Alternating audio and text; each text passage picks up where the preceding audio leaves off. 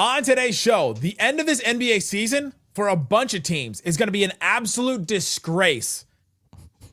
And the Dallas Mavericks are actually part of it. Today is Locked On Mavs. This is Cooper Flagg, and you're listening to Locked On Mavs.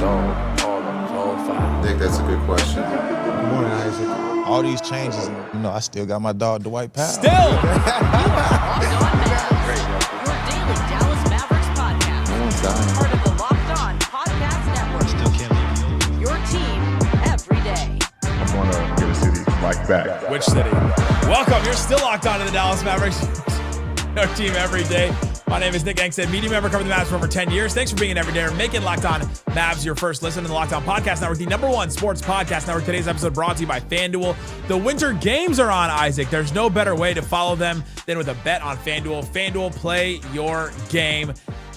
And joining me, as always, my co-host, media member covering the Mavs for over 10 years, right alongside me, the Olympic oligarch, the one more thinking. What you got for me, Isaac Harris? I just want to shout out D'Lo for not reporting to Washington. I don't know who Washington's even making report. I mean, I guess Hardy. They waived Exum today. They waived Exum. Will Dawkins says that AD is going to rehab in Dallas, and hopefully he'll be in DC by the end of the year. Now D'Lo's just not even. They're just telling him not to report. So, yeah. Shout out Jaden Hardy. Shout out to that. Yeah, Jaden Hardy, the only one going to be on a Wizard. Wizard to his core.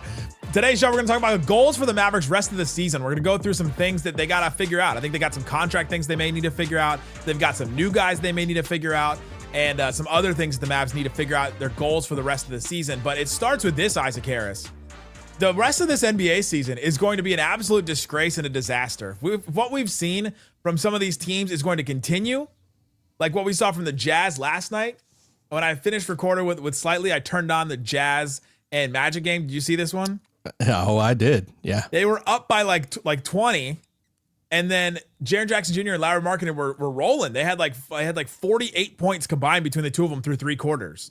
Wait. What's that? Is that something I hear?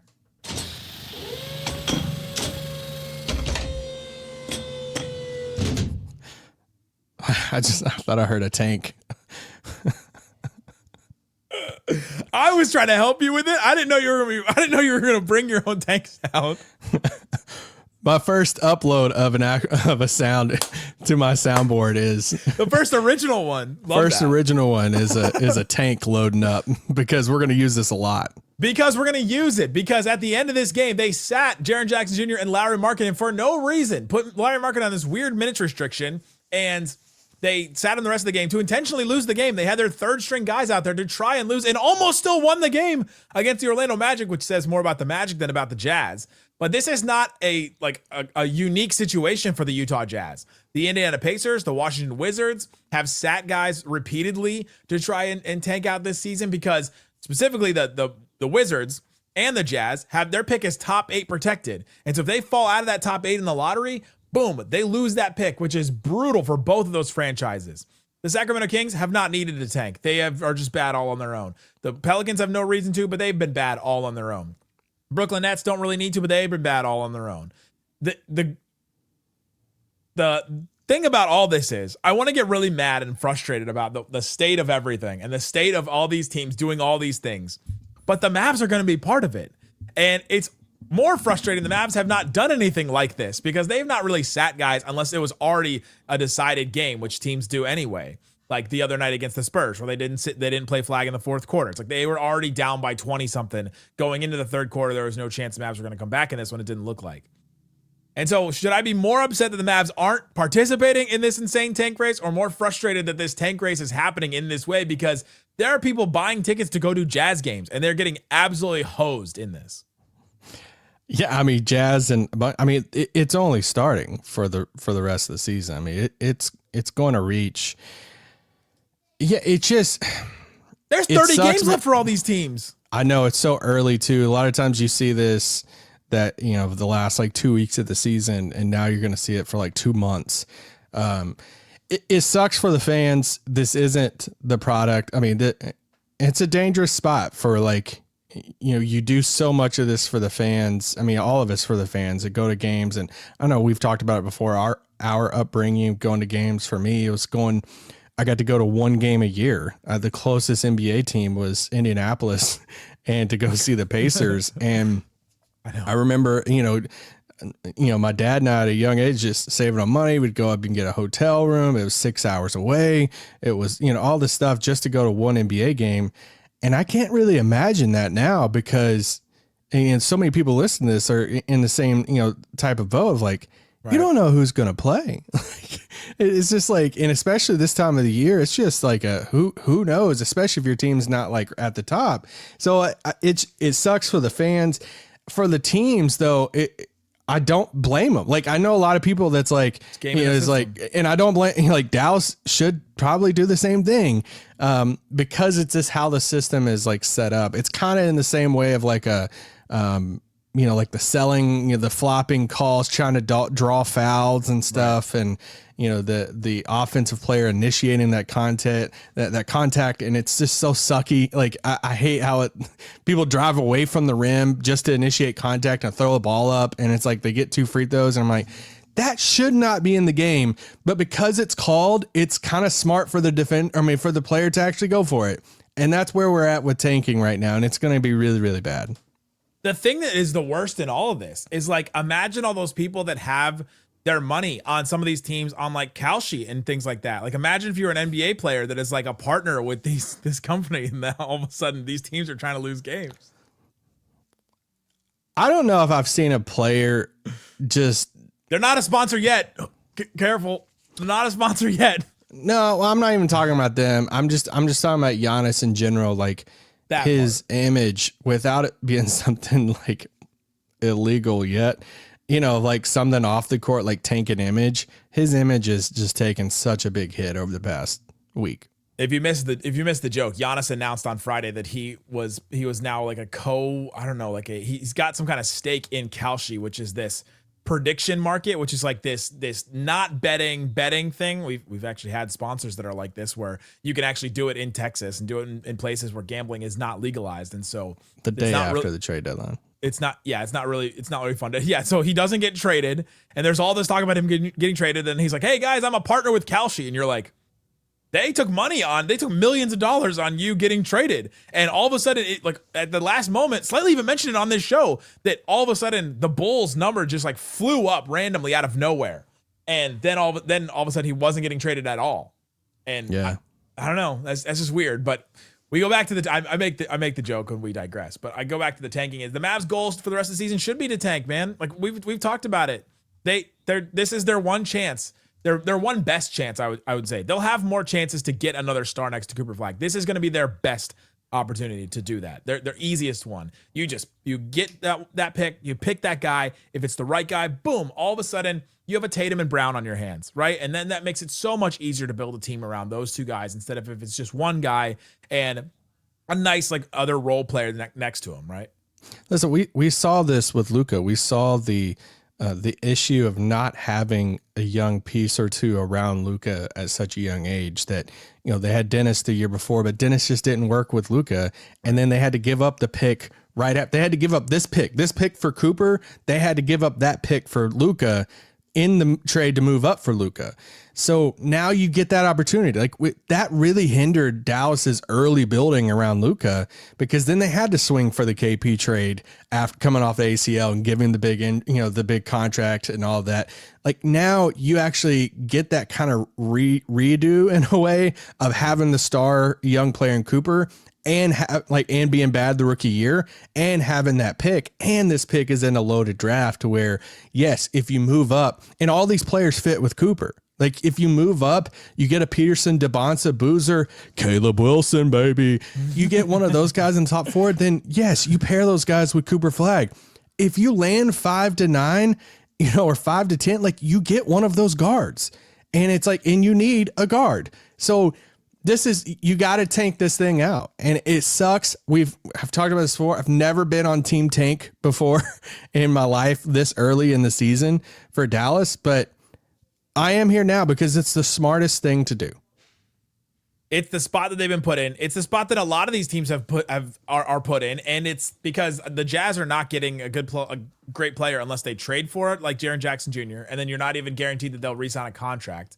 The Pacers are not guaranteed that in the same way. And so they're like, all right, well, this is one of our opportunities. The Pacers said that after the Zubac trade, they said, well, our goal is for Zubac to eventually join us because, and he's going to be nursing this ankle injury he has. So I'm like, sure shocker. Shocker. AD gets immediately shut down, which I have a lot of thoughts on that we could talk about at some point, but it's just there's going to be some outlandish tanking methods and roster decisions, who's getting benched in the second half. This is just getting started. And the Mavs have gotten fined multiple times for tanking comments by Jason Kidd and Mark Cuban over the last couple of years, and they had to do it in 2023 and otherwise. And I just hope that these teams are treated the same way for the outlandish actions they've made, because it's insane. The Mavs have 30 games left. They do have the 10th hardest schedule left. After the All-Star break, though, they have this stretch. They play the Wolves, and then they play at Indiana, at Brooklyn, home for Sacramento, home for Memphis. That is going to be the Mavs could potentially win all 4 of those games, easily. I can't wait for those games. That stretch of games could define the season. That's what I'm talking about. Isaac. Did my stretch of games not define this Mavs season, though? No. It did. They traded the season was already defined. They traded the AD in that stretch of games. Coming up, let's talk about the other goals for the Dallas Mavericks. What do they have to figure out in Bagley, in Tyus Jones, in AJ Johnson? We'll talk about that and more coming up. Locked On Mavs continues next. Today's episode of Locked On Mavs brought to you by Prize Picks. Prize Picks daily fantasy made easy. All you have to do is go to Prize Picks, shoot your shot on Prize Picks, and get $50 instantly in lineups when you play your first $5 lineup. That's right. They're giving you $50 in lineups when you sign up and play. You sign up, you put down $5 on a lineup, and then you can make every dunk, every dime, every board that much more exciting. It's America's #1 app for sports picks. It's simple to play. I got it pulled up right here. I'm just going to do simple points, and I got this game Monday, the Hornets versus the Pistons, and I've got LaMelo Ball, 19 points, just straight up 19 points. I'm going to go more on that. Con Knibble, 18 points. Give him more for Con. Duncan Robinson, we'll go less on that one just for fun. If I want to put those 3 down and then I want to do some more, I can go ahead and put money down. You can get a power play. You can add stuff with the NFL. You can add stuff with college basketball. You can add all kinds of stuff with it. And so go check it out on Prize Picks and download the Prize Picks app today. Use the code LOCKEDONNBA to get $50 in lineups after you play your first $5 lineup. That's code LOCKEDONNBA. You get $50 in lineups after you play your first $5 lineup. They really want you to know that. Prize Picks, it's good to be right. Shut it down! Let's go home! Thanks for hanging out with us on Locked On Mavs, being part of the show, part of the Raccoon Squad. That's what we call our listeners, listening every single day. Appreciate you for checking out the show. We have a daily show that covers your Mavs every day. We've been cranking out episodes covering every single angle, but let us know in the comment section what things you want us to cover for the rest of the season. We're talking about the goals the Mavs have for the rest of the season. And some of our goals for the Mavs, they need to tank out the season or just keep losing games, which they've done without tanking. I mean, I don't think Mavs have done any tanking measures yet. I don't think they've taken any of those yet. Listen, the Mavs are fun at tanking because they try hard. You have a rookie that's amazing. It's not like this nasty, gross tanking compared to some of these other teams. What the Jazz are doing right now, what we've seen the Raptors do in the past, the Wizards have done this too, where they just shut a bunch of guys. The Mavs have not really shut anybody down, even for individual games. They've rested Naji for a game. They've Cooper Flagg had his ankle they've had little things like that, but nothing. Before that stretch of 4 games that you're talking about, we could see a Cooper Flagg left shoulder soreness out a week. He did fall on his shoulder.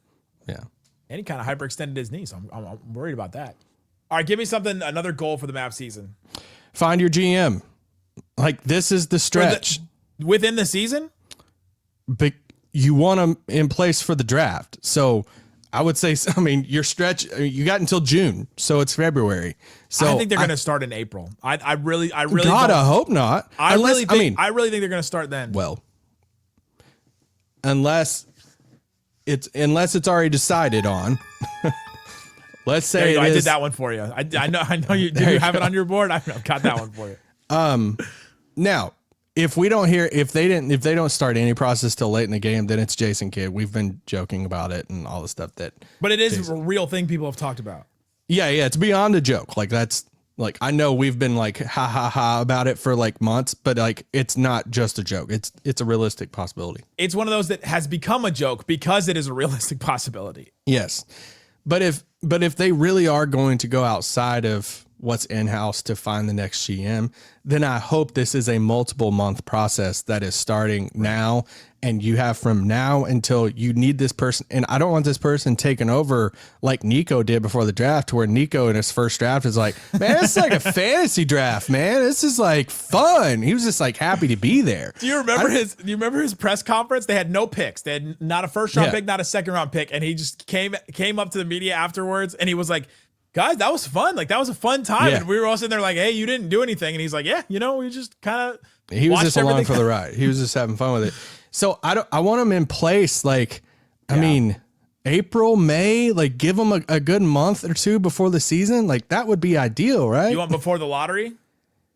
That would be awesome. Like it would be cool. But if not, right afterwards, can we get the new GM like named and in place like a month before the draft so they can like go through all the scouting and that's a good point. All those conversations and stuff. So I would almost put this above the tanking part, but I think tanking is number one for me. Find the GM is number two. I just really don't think, from what we've heard, I think they're going to do it in the off season. And so I think that they think that, like, I think Dumont will look at it and say, all right, the Mavs are done in April, and then they'll start the process. Yeah, we got 4 weeks to find 4 weeks to talk to have Jason Kidd convince us. I'm sure they've looked into it. We know there's been reports about them trying to talk to Bob Myers and Mark Cuban mentioning Dennis Lindsey. And I know that there's at least one other candidate that's been mentioned, like, within their offices, but I don't know if I haven't heard of any interviews. I haven't heard of any like real. Like, listen, in April, Jason Kidd's gonna be like, listen, I'm friends with Finn. I'm really good friends with Dirk, and I'm not playing.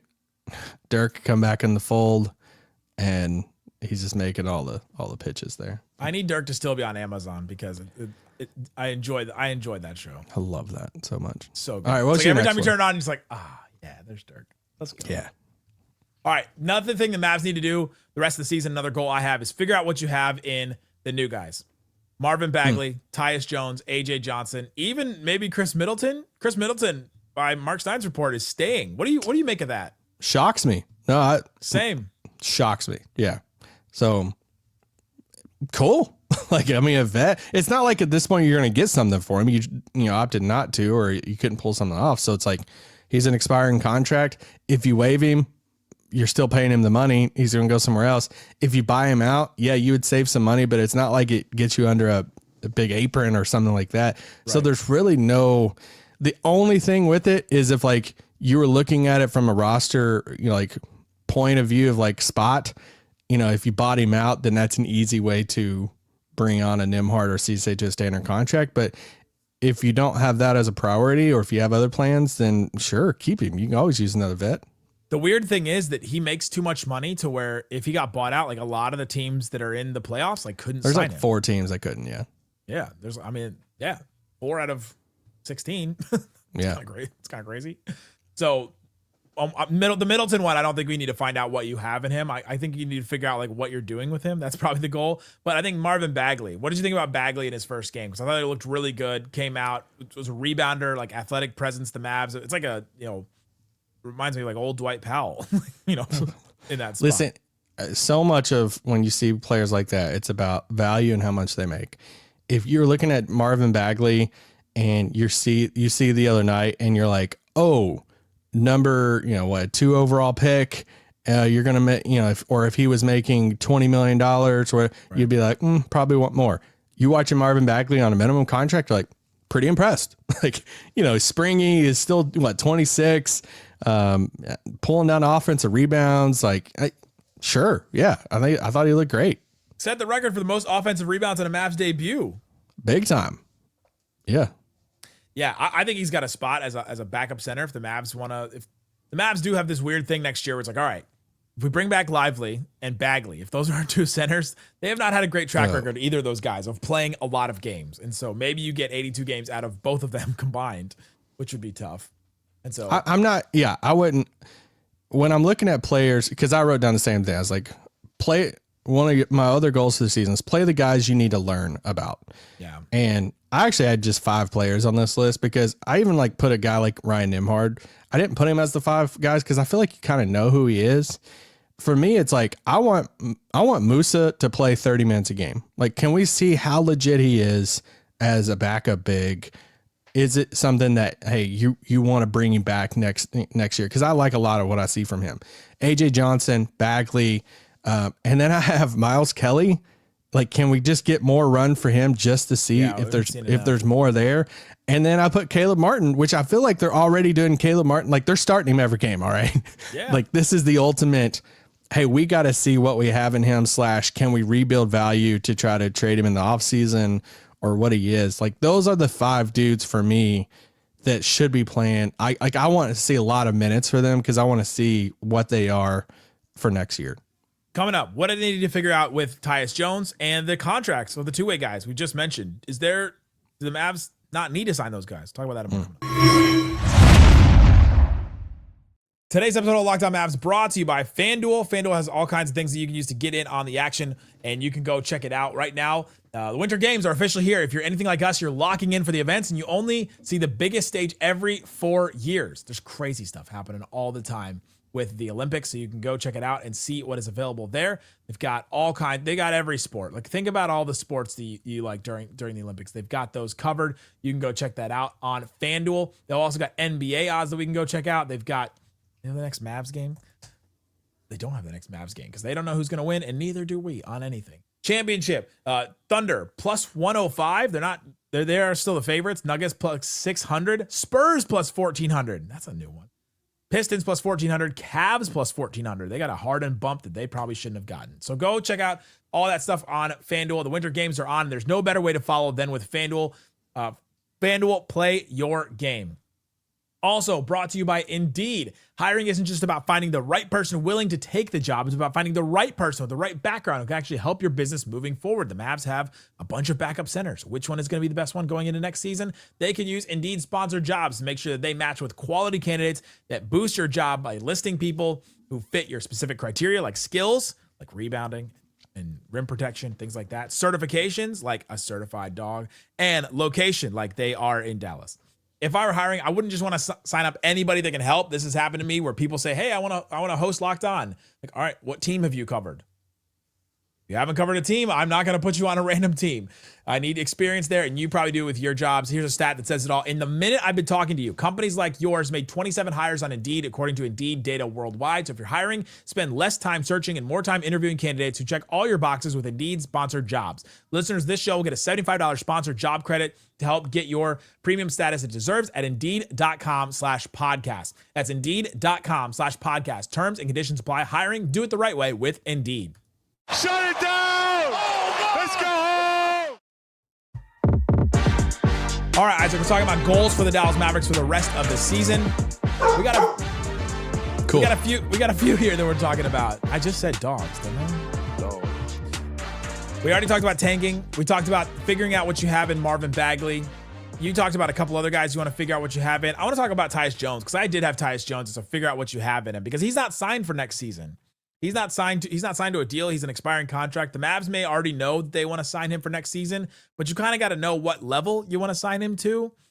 Slightly and I were talking about the Ty Jerome deal from this past year. He's making like $9 million each of the next couple of years, and that is not a deal that I would want to, like, if it gets higher than that, like that's not something I'd be interested in with a Tyus Jones. And so I think that's something that you got to figure out is, all right, what level are we interested in a Tyus Jones? How does he fit with our guys? How does he fit with Cooper Flagg? How does he fit with some of our backup guys? Because that's who he's probably going to play with the most is the backup.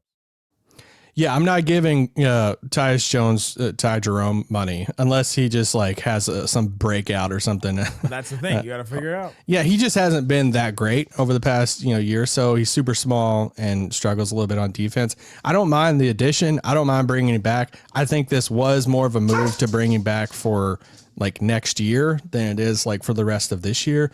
But I'm looking at like a smaller type of deal to bring him back next year. Nothing like Ty Jerome. But yeah, I mean, I like him. He's kind of like the vet better version of Ryan Nembhard. And so it's like, yeah, that's the yeah, that's the appeal, I guess. I called him an older, more confident, bigger-headed Ryan Nembhard. That's mean. The Mavs also need to see what other kind of lineups that they can play. There's all kinds of different lineups that you can try that they haven't tried. Like, imagine they tried like an all shooting lineup where they played like 3 small guards, Flagg. And I love Rob Pelinka just trying to figure out, shooting around Luka. That might work. Rob Pelinka, the Lakers GM who swindled away Luka from the Mavs, had a quote today that said, see, you can play an all shooting lineup with Rui Hachimura, Luke Kennard, and maybe our 3 main guys. So Austin Reeves, Luka, and LeBron. You can all go small in a playoff series. And I'm like, I don't think that's going to work for you. I hope they try it. Hey, Cam Thomas to the Bucks. Does that help their tanking or hurt their tanking? I just can't wait for the Kevin Porter Jr. Cam Thomas backcourt to just debut and just do things, I guess. Giannis attracts people though, and he attracted. You know what? He did attract this guy. He attracted a guy that thought he was going to make $20 million and instead got waived by his own team. Do you have any more? Because I have 2 more. I got one more. Make the 2-way contracts standard between Nembhard and Moussa Cisse. Do they need to figure out? Do they need to figure out either of those 2, or do Marvin Bagley and Tyus Jones, do those additions negate the need for them to do that? Can they just let their contracts? Can they let their 2-way contracts just run out? I would prioritize Cisse over Nembhard. Agreed. Of getting a 2-way or getting a standard deal. But here's also the thing: when you think about, hey, they need a roster space to like finish out the year type of thing. Well, AD wasn't playing, D'Lo wasn't playing. So there's two spots right there on the roster in the rotation that weren't getting minutes at all. And now you have 2 players that will get minutes in Bagley and Tyus Jones. So, yeah, I mean, I don't think it's the end of the world if they don't convert those guys, but I would prioritize Cisse if possible. I do. And I've heard the Mavs are still prioritizing Nembhard. So that's something. Sure. I mean, have some fun games and lose some games. I have Give 2. me your last 2. Yeah, my last 2 is I want Max to shoot 10 threes a game. I mean, I think Kid has said he wants that. So let's just see what type of volume shooter Max could be, because I think that's something they need to figure out and see. Right. And then my last one is, hey, can we do the Cooper at point guard thing a little bit more now, because it resulted in losses earlier in the year. And it would actually help develop. Now's the time. They're doing it now. They're doing it now. They're playing Naji, quote unquote, as the point guard because Kid doesn't want to list him as the point guard, but Flagg is the point guard right now. But yes, so keep on doing it. Let's get all the Cooper Flagg point guard at rep minutes out now. Let's develop now. Let's do all the Kid. You know what the blank you are doing. So do the Giannis experiment now. There's nothing at stake. All right. So throw him out there to the Wolves now and let him figure out the on-ball stuff now. Now's the time to do it. So I have to apologize that you felt that he should have played more. At the point. You know that was about Reggie Bullock? That drop is about Reggie Bullock. From you. Yeah. Over Zoom. To the flag. That's incredible. That's our goals. Let us know in the comment section on YouTube and wherever else what your goals are for the Dallas Mavericks. Follow us at Locked On Mavs on Instagram, TikTok, Facebook, all the different places, Twitter. You can go find us there. We've also got more episodes coming throughout the week. We have post-game shows. Guys, thanks so much for hanging out with us on Locked On Mavs. Super Bowl pick right now. Hurry. I guess the Seahawks. Seahawks by... They cover 10. by 5. Boom.